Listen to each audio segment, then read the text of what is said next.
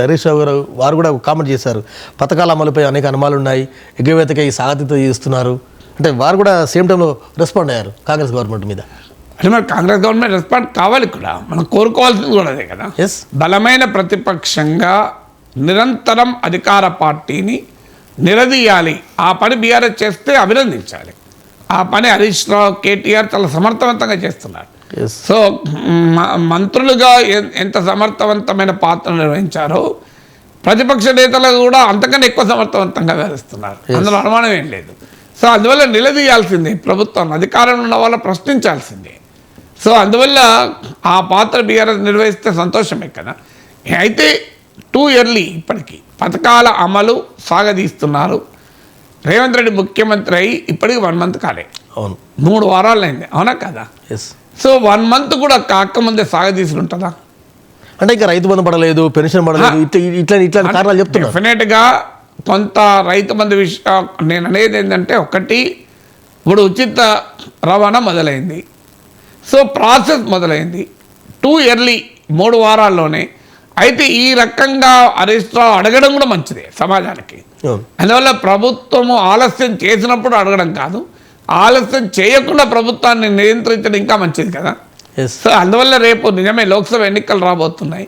లోక్సభ ఎన్నికలకు వచ్చే వరకు మళ్ళీ కోడ్ వస్తుంది, ఈలోగా పథకాలు అమలు చేయండి అని అడుగుతున్నారు. కానీ చాలా ప్రభుత్వాలు ఇదే ఇప్పుడు నిరుద్యోగ భృతి గురించి బీఆర్ఎస్ అడిగినప్పుడు ఏం చెప్పారు, చివరికి వరకు కూడా అమలు కాలే. మాకు అధికారం మ్యాండేట్ ఇచ్చింది 5 ఏళ్ళకి కదా, 5 ఏళ్ళకు మ్యాండేట్ ఇచ్చినప్పుడు అది మొదటి ఏడాదిలో జరగచ్చు, 2వ ఏడాది జరగచ్చు, 3వ ఏడాది జరగచ్చు అని అన్నారా లేదా? మరి ఇప్పుడు కాంగ్రెస్ పార్టీకి మ్యాండేట్ 30 రోజులకు ఇచ్చిండ్రా? కాంగ్రెస్ పార్టీ కూడా 5 ఏళ్ళకి మ్యాండేట్ ఇచ్చారు కదా. సో 5 ఏళ్ళకు మ్యాండేట్ ఉండగా మీరు 30 రోజులు కూడా కాకముందే అనుమానాలు వ్యక్తం చేస్తే ప్రజలు యాక్సెప్ట్ చేయరు. సో గివ్ ద ప్రజల నుంచి వచ్చే అభిప్రాయానికి మీరు రిప్రజెంట్ చేస్తేనే ప్రజలు ఒప్పుకుంటారు. ఇప్పుడు కాంగ్రెస్ పార్టీ 10 ఏళ్ల అహంకారం అన్న నినాదాన్ని ఎన్నికలప్పుడు వచ్చింది, మార్పు కావాలి అనే నినాదం ఇచ్చింది. ఈ 2 ప్రజలు కూడా భావించారు, అందుకే ఓట్లేశారు. ప్రజలు భావించకపోతే ఓట్లు పడవు. అవునండి.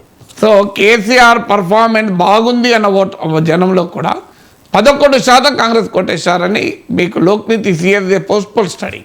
Fully satisfied with KCR government అని అన్న వాళ్ళలో కూడా 100 మందిలో 11 మంది కాంగ్రెస్ కొట్టేశారు.